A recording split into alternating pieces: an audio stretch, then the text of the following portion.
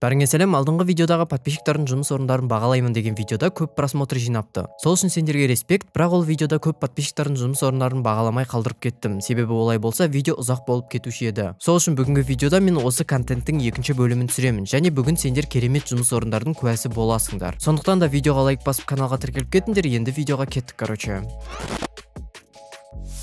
Видео басталмай тұрып айтарым, сендер де телеграмға жұмыс орындарыңды жібере аласыңдар, бірақ ол үшін условияларды орындау керексің. Ал условияны кейінірек айтамын. Енді барлығын рет-ретімен бастайық. Ең бірінші подписчиктің жұмыс орны осындай екен. Бұл жұмыс орынды негізі бағаламайтын едім, себебі қараңғы жерде түсірілген, почти дым көрінбейді. Бірақ сенің жұмыс орныңды почти деген сөз құтқарып қалды. Хотя бы кейбіреулеріне қарағанда сенде мышка G102, ал Monik Acer екені көрініп тұр. Өзің де көп инфа жазып апсың. Менің өз көзіммен байқағаным, сенің біріншіден девайстардан мышка Logitech G102 екен, топ өз ақшасына менің ойымша. Соңғы кездері бірақ көп обзор жасайтындар осы мышканың сенсорын үзіп кетіп жатады. Себебі соңғы сенсоры бұрынғыдан қарағанда онша емес болып шықты. Сонымен қатар менің байқағаным, сенде монитор Acer екен. Менің ойымша топ тексерілген Monik болғандықтан. Мен де осыны алар едім, ал 144 Гц болса, онда вообще жақсы. Себебі Monikті шығарған компания өз товарларынан ештеңе аямайды. Ал столын басында қарапайым төртбұрышты стол деп ойладым, сөйтсем ол тоже сондай қымбат брендтің столы екен. Аты X-Rocker Panther Low. Бұны мен технодомнан тауып алдым, бағасы 70 000 тұрады. Және түріне қарасам өзімнен бірге ковригін байқадым. Сосын байқасам игровой кресло тұр екен, және оның атын да жазып қойыпты. Ол танымал Aerocool Baron Iron Black. Және бұл кресло менің ойымша дизайнына қарасам өте әдемі көрінеді. Бірақ өзім отырып көрмегендіктен сендерге кеңес бере алмаймын. Даже отырып көргеннің өзінде де кеңес туралы сөз болмаушы еді. Себебі басқа девайстарда әркімнің өзінің ыңғайлығына арналған болса да, хотя бы олар кресло сияқты қымбат емес. Бұл жолы кресломен менің айтар ештеңем жоқ, былай айтқанда. Ал фотодан қарап тағы бір заттың атын қарап көрсек, наушниктің формасы HyperX Cloud Core-ға ұқсайды. Яғни бұл 100% HyperX Cloud Core екені білініп тұр. Клавиатурасы вроде HyperX-тікі, бірақ қандай модель екені белгісіз. Сонымен қатар сенің ПК-ң туралы ештеңе жазылмаған, ал микрофон жоқ болғандықтан сен наушниктің микрофонын қолданады екенсің. Бұл жақсы. Енді не істеу керегіне кеңес бер десең, біріншіден саған кронштейн алу керек мониторға. Сол кезде идеальны болады. Басқа айтарым жоқ, себебі жұмыс орның толық емес. Фотода тек үсті ғана, ал асты туралы инфа жоқ. ПК-да сенде қандай екенін мен өкінішке орай білмеймін, бірақ точно қымбат екені көрініп тұр. Сенің жұмыс орныңа 10-нан 8 деген балды беремін. Енді келесі жұмыс орынға мән берейік. Ендігі жұмыс орны осындай екен. Бұл жұмыс орны туралы не жазған деп астына кірсем, ешқандай инфа болмады. Бірақ явно барлық девайстар мен компьютер арзан болады. Сонда да сенің менің телеграмма жібергенің жақсы болды, себебі сенің жұмыс орның ескі болса да маған қызық болып тұр. Біріншіден ода Microlab'тың басисты колонкалары бар екен. Бұлар менің есімде, бұрында ағамда ПК болғанда музыканың звукі кайфово беретін. Және осы колонканы менде алу арман болатын. Бірақ сонда да ол кезде менде қазіргіде ақша болмағандықтан арман болып қалды. Сондықтан да менің ойымша мына жұмыс орында осындай керемет колонка болғаны үшін сенің плотно жолың болды. Ал қалғаны туралы айтсам, мышкасы мен клавиатурасы әрине AliExpress-тегі арзандарына ұқсайды, в принципе менде де сондай. Клава мен мышка шыдай тұрады, бірақ монитор саған қанша ақша болса да қымбатырақ IPS монитормен алуға кеңес беремін. Себебі мына монитор сенің көзіңді құртады, ал көзіңді құртып алсаң денсаулық сатып ала алмайсың. Одан да қазірден бастап оның алдын алғаның дұрыс. Ал сен күні бойы ПК-да отырсаң, онда вообще жаман. Енді сенің ПК-ң туралы информация айтсам, сенде оператива мен процессор туралы инфа ғана бар екен. Мен саған бұл ПК-ны прокачка жасап емес, одан да сатып жіберіп жаңасын құрастырып алуға кеңес беремін. Себебі ары қарай бұндай ПК-дан ештеңе күте алмайсың. Толығырақ саған 10-нан 6 деген балды беремін. Себебі саған жұмыс орнынан тазалығымен айналысу керек. Бірақ молодец, зато сен жұмыс орныңды жібердің. Болашақта сенде керемет жұмыс орын болатынына сенімдімін. В общем, енді келесі жұмыс орынға кеттік. Келесі подписчикті мен танимын, және бұл подписчиктің жұмыс орнына баға берсем, біріншіден менің көзіме түскен оның RGB лампасы. Себебі осы арқылы көп нәрсе істеуге болады. Видео түсіргенде доп освещение, плюс егер де веб-камерамен стрим жасайтын болсаң да освещение бола алады. В общем, өте керемет зат. Ал столына келетін болсақ, вообще имба екен. Өйткені былай қарасақ, екі стол қосылып орналасқан. Мысалы, бірінші столда сен основной жұмыстарды істесең, екінші столға сен керекті заттарды қоя аласың. Тура солай микрофонды сол столға қоясың, сосын ана столда болып жатқан вибрация микрофонға берілмейді. Бірақ мына жерде айтарым бар. Я үстіндегі полкаға сен может быть бірдеңе салатын шығарсың, бірақ шын мәнінде бұл әдемі емес. Сондықтан да алып тастасаң өте жақсы болады. Сосын әрине саған столдағы кабельдермен жұмыс істеу керек, себебі мынадай шашылып жатқан дизайн менің ойымша онша қуантпайды. Ал енді девайстарды айтайық. Біріншіден сенде девайстар өте жақсы, даже бюджетный топ девайстар деп айтсам да болады. Біріншіден сенде мышка өз бағасына топ G102, және клавиатура ноунейм деп тұр, бірақ сонда да явно механикаға ұқсайды. Может быть механика. Мониторды айтсам сенде AOC 75 Гц екен, жаман емес. Бірақ саған либо осы Monikті сатып новый алу керек, немесе новый Monik алып, мынаны екінші монитор ретінде қолдансаң болады. Микрофон туралы айтсам, сенде кәдімгідей керемет легенда микрофон екен. Кезінде менде де осыны алғым келген. Бұл Fifine K669. Я бұл микрофон өз бағасына топ болып саналады, бірақ әрине қазір бұны алмай қойған дұрыс, себебі одан да жақсылары шығып жатыр. Сосын микрофонда пантографты байқадым. Я бұл сөзсіз өте керемет, менде осындай пантограф алатын шығармын. Айтпақшы, комментарийға обязательно пантографты алуға стоит па, әлде жоқ па, соны жазып кетсеңдер болады. Содан кейін тағы байқағаным, сенде колонка бар екен. Бұл вообще кайфово. Себебі наушникпен көп отыратын болсаң, шаршап қалатын кездер болады. Осындай кезде наушникті өшіріп колонкаға ауыстыра саласың. Бірақ менің ойымша бұл колонкалар сенде онша тұрған жоқ. Одан да мен саған кеңес беретінім, бұларды монитордың астындағы бос орынға салсаң жақсы болатын еді. Вроде сиятын сияқты, бірақ оны әрине өзің білесің. Келесі саған айтатыным, сенде Алида танымал USB хаб бар екен. Бұл USB хабты өз басым онша ұнатпаймын, себебі ол бұзылып қалды. Бірақ сенде бұзылмаса, онда жақсысын алған шығарсың. Коврикқа қарасақ, сенде өте ұзын тұр екен. Бұл жақсы шешім, себебі осы арқылы клавиатура столдың бетінде нық тұрады. Және мышкаға көп орын болады. В общем, плюстары көп. Ал ПК-сына келсем, Ryzen 5 2600 бен GTX 1060 3 ГБ-тың қосындысы екен. Бұл ПК әлі де ойындардан көбісін көтереді, сондықтан да мен жаман деп айта алмаймын ешқашан. Тек айтарым, GTX 1060 көп адамды дефицит кезінде құтқарып қалған болатын, сондықтан да ол легенда. Бірақ әрине кейінірек оны да ауыстыру керек. Жұмыс орнына баға берсем, оннан 9 деген балды беремін. Келесі жұмыс орынға кеттік. Келесі жұмыс орынды басында мен тағы да бағаламаймын деп ойлағанмын. Себебі оның мониторында менің каналым тұрмады. Сол үшін бұл жұмыс орынды бағаласам, барлығына әділетсіз болар еді. Бірақ екінші фотосын ашқан кезде осындай әдемі сурет болды. Оказывается, менің подписчиктарымның арасында суретшілер де бар екен. Рахмет суретке. Енді жұмыс орынды бағалауды бастайық. Ең бірінші сенің компьютеріңе мән беріп қарайық. Себебі менің көріп тұрғандай ол сенде монстр екен. Ал характеристикасын оқсам, видеокартасы RTX 3080 мен процессоры i5 12500, оперативасы 32 ГБ 3200 МГц екен. Менің ойымша бұл қазіргі ойындарда өзін өте жақсы көрсетеді, прям ультра настройкада 4К-да ойнай беруге болатын сияқты даже. Енді моникқа қарасам, Dell-дан изогнутый монитор екені байқалады. Бірақ қай модель екені белгісіз. В общем, ол маңызды емес. Қалғандары туралы айтсам, сенде клава мен мышка өте ескі офисный екен. Сондықтан да саған бұларды ауыстыру ғана қалды, бірақ микрофоннан басқа әрине. Себебі мына жерде HyperX Quadcast тұр. Бұл өте жақсы качественный микрофон болғандықтан мүмкін сен ютубер шығарсың, қалғандарына эконом жасасаң. Осылай болса әрине жақсы шешім деп ойлаймын. Сенің жұмыс орныңа 10-нан 8 деген балды беремін.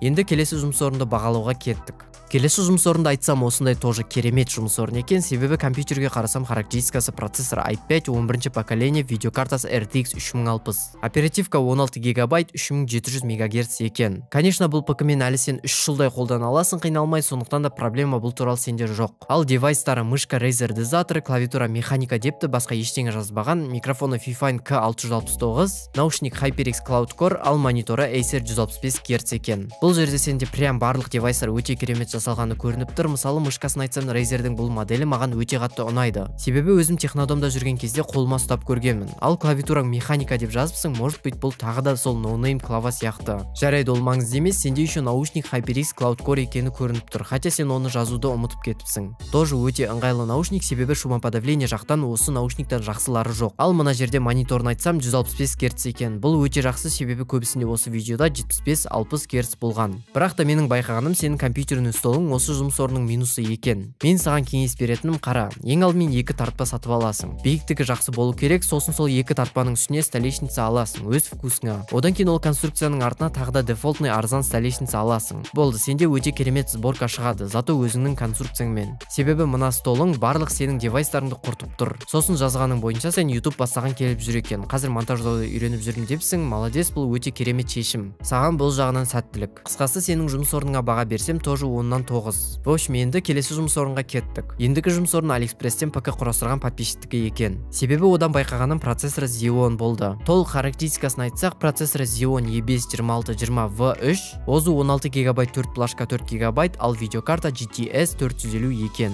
Бұл жерде барлығы жақсы, бірақ маған сен ПК-ны ностальжи ПК-ның видеосынан құрастырған сияқтысың. Себебі оны Xeon-ның өзі айтып тұр. Бірақ маған ол Xeon деген процессорге бәрібір, себебі процессор серверіне болғанына қарамастан өзін ойындарда жақсы көрсетеді. Енді маған қызығы, сен блок питанияны запаспен алдым деп айтыпсың, бірақ неге 900 Вт запаспен алғаның қызық болып тұр. Сенің ойыңша бұл ПК-ға сен RTX 3080 саламын деп ойласаң, қателесесің. Бірақ әрине біртүрлі болса да ол да сенің шешімің. Ал девайстарын айтсақ, мышка Bloody A91 депсің, білмейді екен бұл мышканы, бірақ дизайны Steel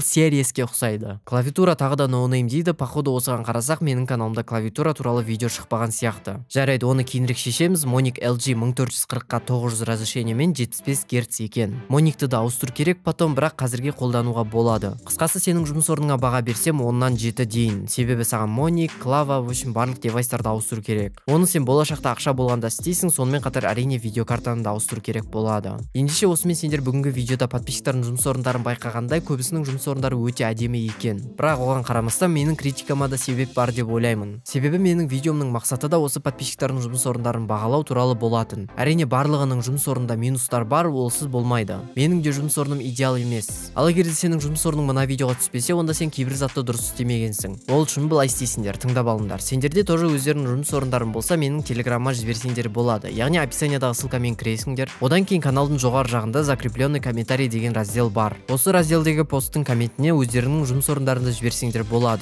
Сосын условия боюнча барлыгы көрүнүп туру керек. Яғни девайстар, клавиатура, стол, монитор. Ал эгерде сенде RGB сыяктуу жанатын элементтер болмаса, караңгы жерде сүрөткө түшүүгө кеңеш бермеймин. Ол өкүнчүккө орай видеого түспөү мүмкүн. Сонун катар мониторда менин каналымдын сүрөтү болуу керек. Және жумуш орундарынын фотосун, астына ПКнын характеристикаларын, девайстардын аттарын жазып кетесиңдер. Ал багасын жазсаңдар вообще күчтүү болду. Сендер түшүндү деп ойлоймун. Эгерде түшүнсөңдөр, осу менен видеону аяктайык. Видеону лайк басып каналга тиркелип кетиңдер. Видео аякталды. Давайте, короче.